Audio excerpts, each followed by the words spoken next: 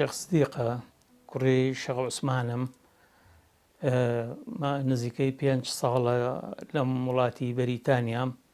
ئێمە کە هاتینە ئەم وڵاتە بە خێزانی هاتین، مناڵەکانمان هێنا کوڕ و کچ هەموو لەگەڵ خۆمانان بە یەکەوە ئەژینێرە و هەتا ئێستاش زۆر متیعن بە فەرمانی باوکو دایکەوە.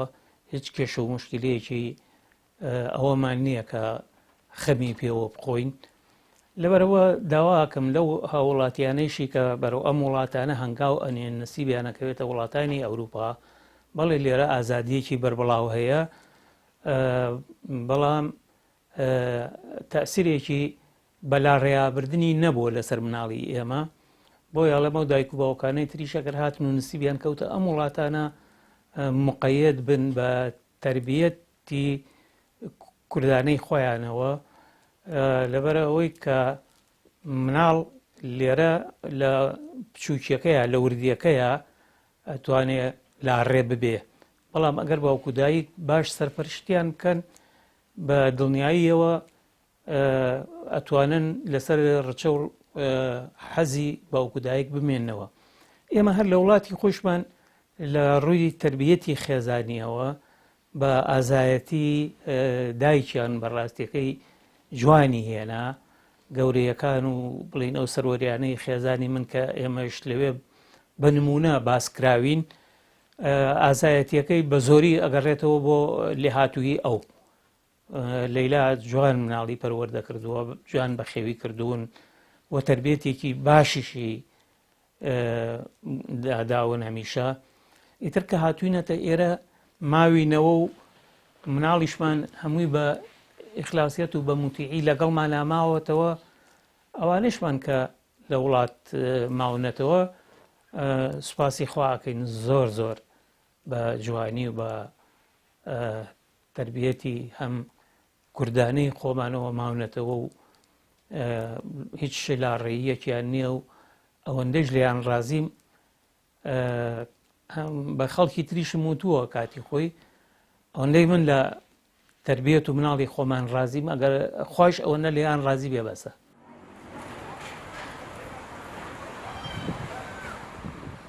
من ناوم لەیلایە، لە دانیشتووی وڵاتی بەریتانیاین، لەگەڵ عایلەکەم پێکەوەین هەمومان، کچ و کوڕ و خوانەی بڕێ ئاوسەرەکەم و 4 کچم هەیە، 3 کوڕم هەیە،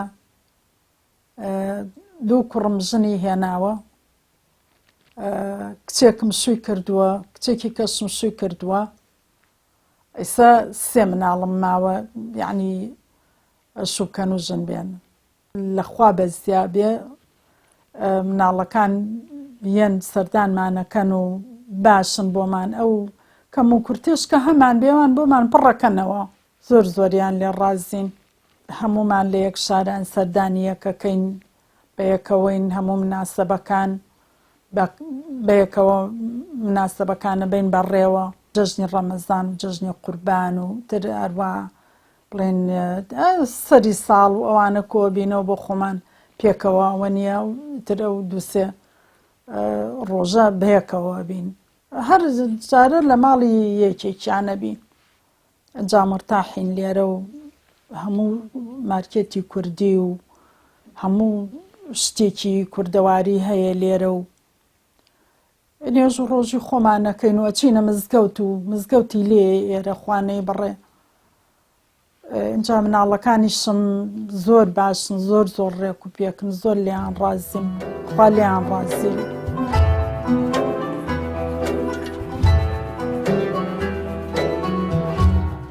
من بەهۆی تەمەنەوە ڕێگایشم پێ نادرێت لە وڵاتە، لەبەرەوە کات بەسەربردنم بەم جۆرە کاتەکانم بەسەر ئەبەم، سەردانی بازار ئەەکەم، جارجار لەگەڵ ماڵەوە ئەچینە بازار، سەردانی مارکێت و ئەو شوێنانەی کە ئیش و پێویستیمانی لێ ئەڕوا بەیەکەوە ئەچین و ئەنجامی ئەدەین.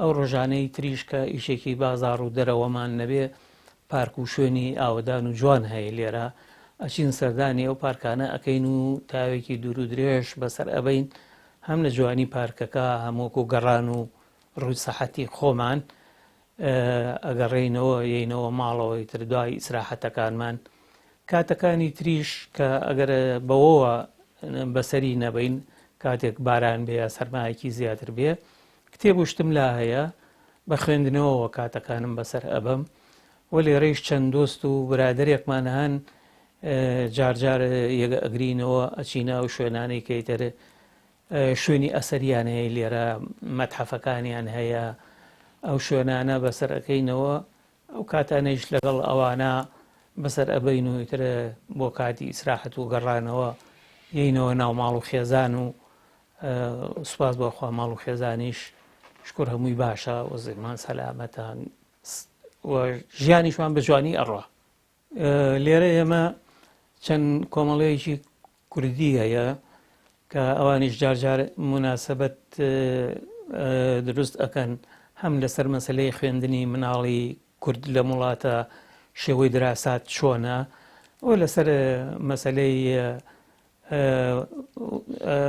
ئیترش ئەو شتانەی کە زیاتر نزیکە بە کەلتور و بە ئادابی کوردەوە لەگەڵ ئەوانەیشە گەلێک جاران بەشداری ئەەکەین هەر کاتێک کە ئەوان بڵاوی بکەنەوە لە هەر شارێک بێ ئەچین هەندێک جاریش لە پیاوانی وڵات کەێنە ئێرە بە تایبەتی ئەوەی کە سیاسیە ئیتر ئەوەی کە وەکو کەسێکی ڕۆشنبیری وڵاتی ئێمەیەتە ئێرە کۆڕێک ئەجێڕێت ئێمە لەوانەیشە هەر بەشداری ئەەکەین و ئەوانەیشەوەی مای خۆشحاڵیە بۆ ئێمە لێرە تەوان مزگەوتی کوردی هەیە کە گەلێک جار لە نوێژ و کاتەکانمانە ئەچینە ئەوێ و خەڵکێکی زۆری کورد بە تایبەتی لە جومعەکانە بەشداری نوێژ و تاعەتی خۆی ئەکات لە مزگەوتە کوردیەکان پەیوەندی کۆمەڵایەتی لێرە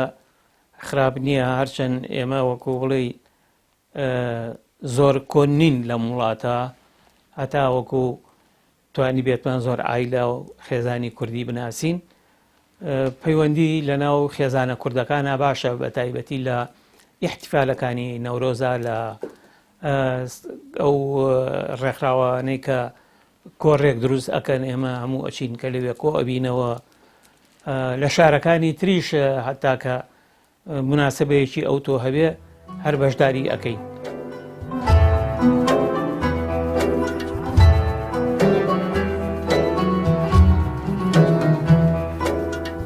ئەمڕۆ هەرچەند جەوێکی باراناویە و هەمیشە ئەم وڵاتە هەر ئاوایە وەڵا بە ناسکوری نەبێ هەر ئەم وڵاتە وایە هەر باران و تەڕۆتوسیە بۆ نەڕۆین مارکێتێک وە مارکێتە کوردیەکانە نە پێداویستی و شت بکەڕێن زۆر باشە هەڵسە با بڕۆین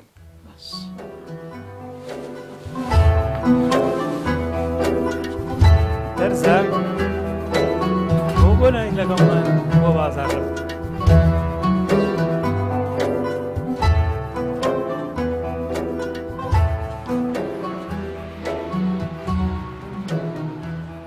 ئێستا بەرەو مارکێتەکان نەچین بۆ ئەوەی هەنێ شتی ئێوارە حازر بکەین و بکڕین مارکێتە کوردیەکانیش زۆر شتی باشیان تێ هەیە شتی جوانیان هەیە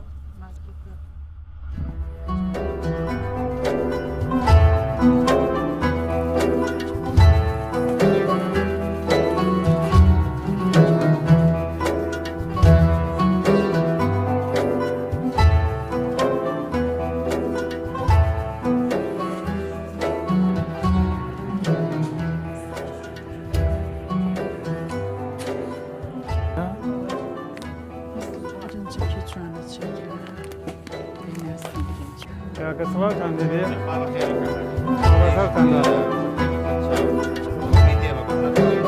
ئەی ئەوە کامیانە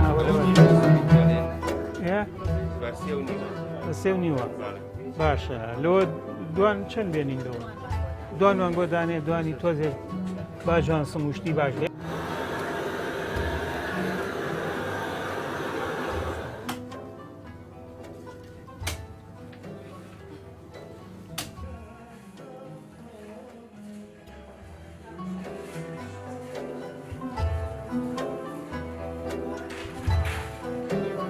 ماشەڵڵا کە سەوزەیەکی جوانە. ئەمەش نانی هەورامینەکان زۆر جوانە، دەستیان خۆش بێ، دەستی بکەرەکەی خۆش بێ. ئەمە خۆڵکێشان نییە بۆ ئەم نانی هەورامی ئەمە نەیکا من نایخۆ. خەڵگۆیان زانی هەورامی مێناوە کاتی خۆی، بەڵام وتم با بە فێر بوو.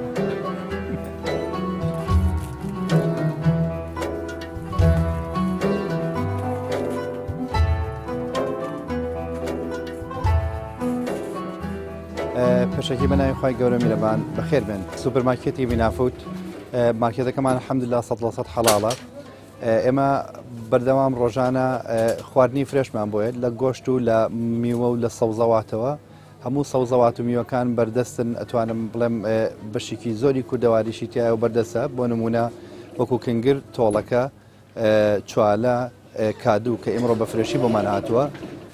باب سەوزەواتەکانی تریش بە ئامۆک و کەوەر و کەرەوز و تەڕەپیاز و ئەمانە هەر بەردەستە لێرە. خواردنە کوردەواریەکان لێرە تەرکیزێکی تەواو مەخسوودە سەری. ئێمە لە کوردستانەوە خواردنە کوردەواریەکان بە ئام هاورداکەین بۆ ئێرە، بۆ ئەوەی کەوا سەردانیکەرانی مینافود ئیسفادەی لێ بکەون. لە هەمان کادا ئێمە ڕەچاوی نرخەکانیشمان کردووە و هەروەها نانی هەورامیشمان هەر هەیە. ترشاتی کوردەواریمان هەیە لە کوردستانەوە ترشادەکەمان بۆیێت لە هەولێر لە سلێمانیەوەمانێت.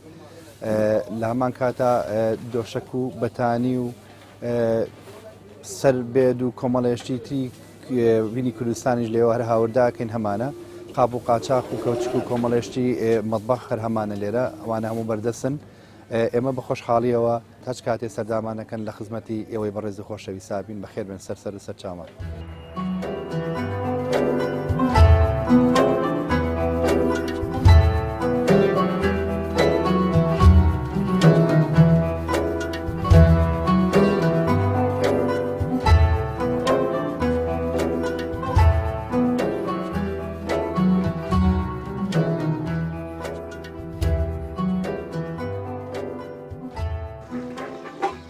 ترەوە خەریکی برنج لێنانم و برنج لێنێم و سلم لێناوە و ئەوە بامێە و ئەوە فاسۆلیایە، ناوەکەم بێرج ماینچەیە. ئەمە پەردە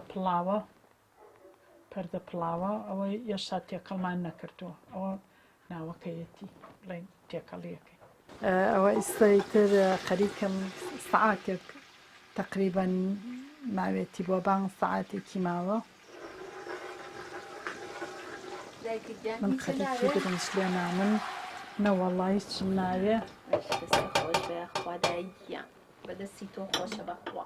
سوپاس شەڵڵا بۆ ئێوارە لە خزمەتان نادایەنێم. ئەم نان و چێشتا عافێتی کەن، بە دڵی خۆتان نان بخۆن.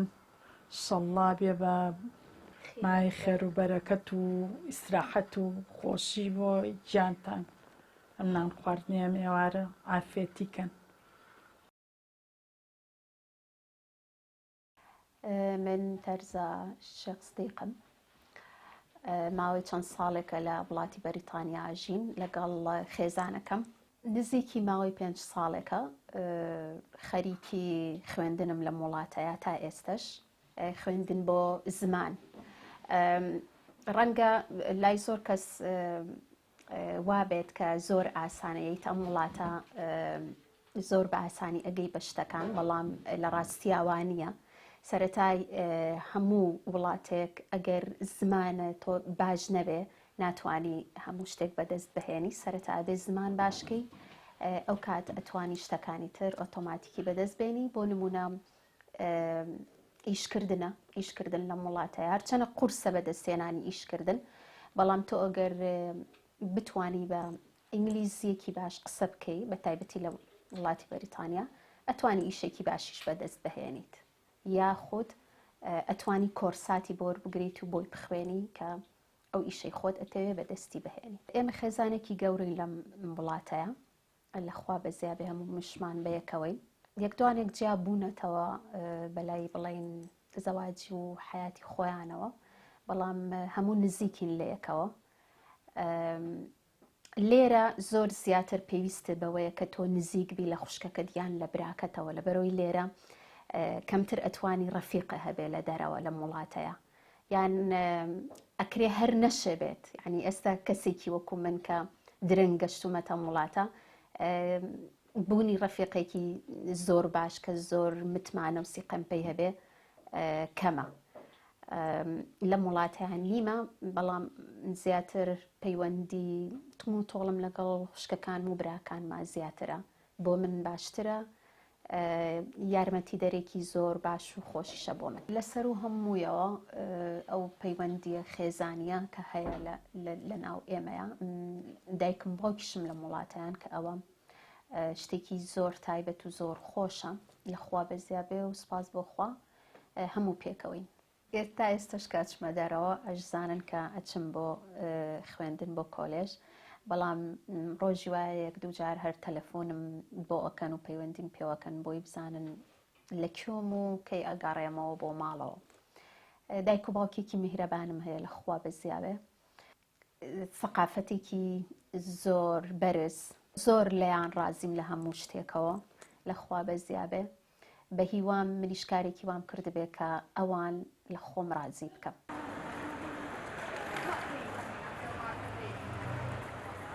سپاس بۆخوا ئێمە وەکو ڕەوەندی کوردی من لێرە خاوەنی عایلەیەکی خۆمانم لێرە هەموو عایلەکەم لێرن جیاوازتر لە زگوردەکان لێرە پەیوەندی عایلەیی ئێمە پەیوەندیەکی زۆر باشە زۆر تم و تۆڵە سپاس بۆخوا شیرازەمان زۆر باشە سپاس بۆخوا بۆتوانم بڵێم متەدەینین لەخوا بەزیابێ ئەو هینەمان پاراستووە وەکو خۆمان تەمەناکەم ئینشەڵا خوای گەورە زیاتر یارمەتیمان بات هۆکاری نەمانی شیرازە نەمانی ئەو شیرازەیە کە لە عایلەکانە نەماوە لێرە بەڕاستی ئەگەڕێتەوە یەکەم بۆ خۆی ئەوەی کە بەڕاستی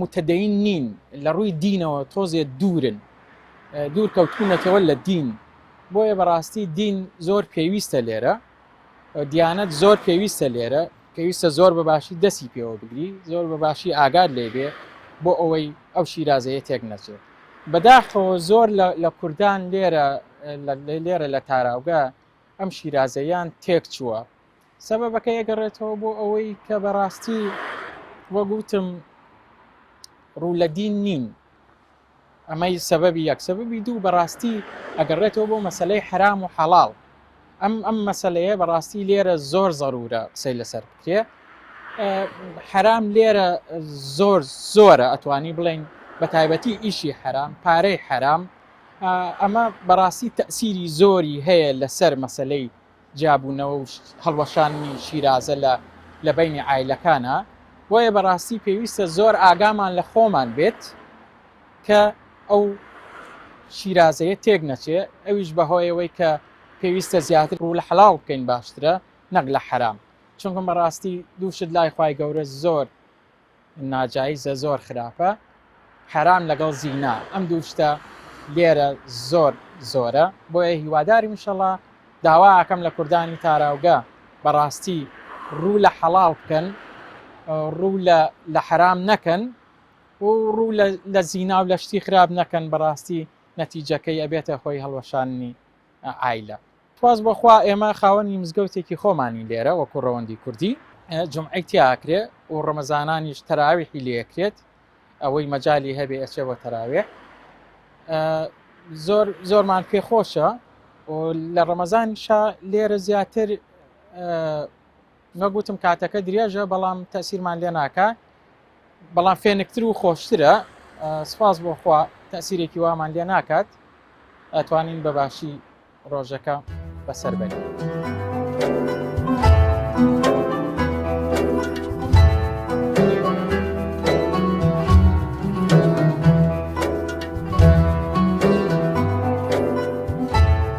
لە وڵاتی بەریتانیا یاسا و نظامی ئەم وڵاتە لەگەڵ هاوڵاتێکی بەریتانیا یەکسە ڕایگرتووین خزمەتمان ئەکەن لە هەموو ڕوە خەدەمیەکانەوە من هەموو جار دوعای خێرم ئەوەیە دوای نان خواردن کە سوپاسی خوا ئەەکەم ئەڵێم خوایە هاوکاری و تەمەنی درێژیش بەم وڵات و نیزامە بدەیت کە ئاوا خزمەتی خەڵکی ئاوارە ئەکەن کە ئێمە هاتوونێتە وڵاتیان و دانیشتوین بەبێ ئەوەی کە هیچ بتوانین سوودێکمان هەبێ ئەوان هەم ئەمان پارێزن لە ڕووی حیات پارێزیەوە هیچ ترسێک نییە و باشیش خزمەتمان ئەکەن و لە ڕووی ئینسان دۆستیشەوە زۆر ئینسان دۆستن لە گەڵمانە. من ئەو ماڵانی کە لێرە دراوسێ من ئەزانن کە ئێمە بێگانەین زمانەکەیشیان باش نازانین لەگەڵیانە بدوین، بەڵام ئەوان خۆیان سەلام و مەرحەبامان ئەەکەن لە دوورەوە دەستمان بۆ بەرزەکەنەوە بە بەرماڵمانە ئەڕۆن سەلاممان لێ ئەەکەن. زۆر لە ڕووی ئینسانیەوە ئینسان دۆستن. حتا ڕۆژێک لە سەر کورسیەکی درێژ لە دەرەوە دانیشت بووم، ئافرەتێک هاتە بەردەمم بە نەخۆش و نائاسایی ئەزانیم، لێی پرسییم هاوکاری بکەم، وتم سوپاس دەکەم لەبەر تیشکی هاتاوەکە لێم پێم خۆشە دانیشتوم. ئەمانە ئیترە لە ڕووی ئینسان دۆستی ئەوەندە بەهەستن لە شوێنەکانیان کە ئەچیت وەکو پێویستی بە شوێنێکە بێت، دەستگایەکی دەوڵەتی بێت یا هەر شتێکی تر بێت، بە جوانیان بەدەمتەوە ئیستیقبالت دەکەن، بە ڕێزەوە معاملەی لەگەڵەکەن. پێت ئەڵێ ئەتوانم هاوکاری بکەم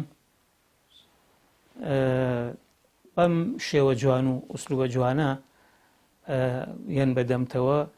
حتا زۆربەی کات زۆر بە پێکەنینێکی نەرم یان بڕووتەوە بۆ ئەوەی هاوکاریت بکەن و کار ئاسانیەکە بۆ بکەن لە ئیشەکەت.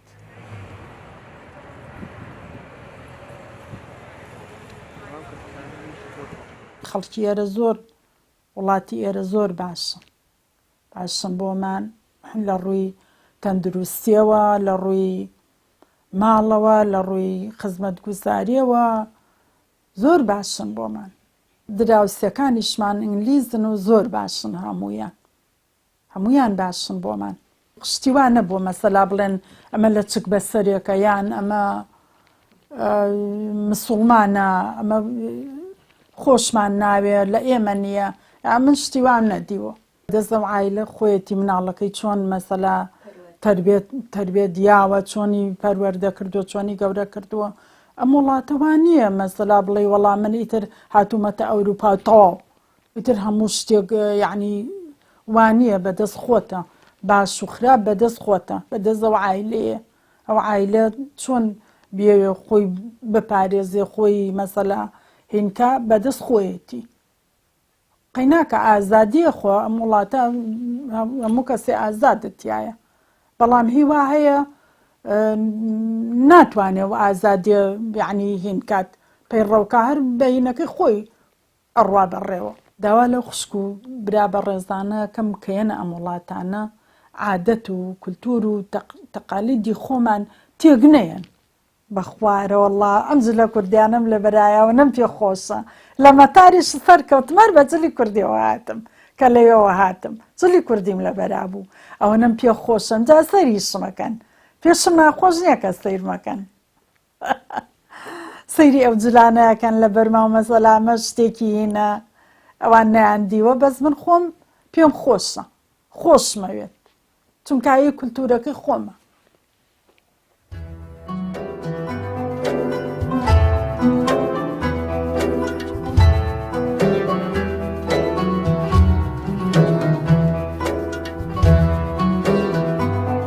بسم الله الرحمن الرحیم. خوایە دوعا نزاکانمان لێ قوبوڵ بکەیت، بەرەکەتی مانگی ڕەمەزان بڕژێنە بەسەر خانەوادە و هەموو خەڵکانی ئاین پەروەر و مسڵمانە. خوای عیبادەت و ڕۆژوو نوێژەکانمان لێ قوبوڵ بکەیت خێر و خۆشی مانگی ڕەمەزان بەر وڵاتی خۆشمان بکەوێت و ببێتە مایەی ئازادی ڕاستەقینە و سەرفرازی کۆمەڵگای کوردی. فەرموون ڕۆژەکانتان بشکێن.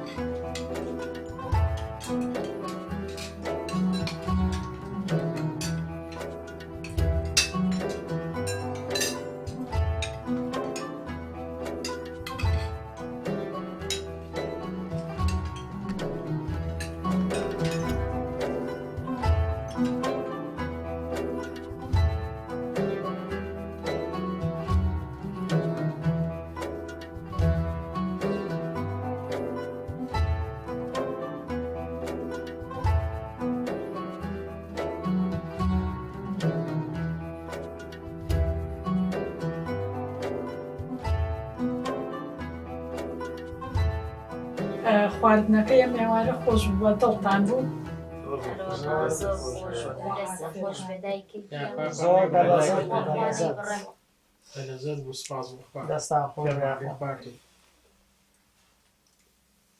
تەرسەخانکی سامان بۆ تێکە چایەکی خۆش.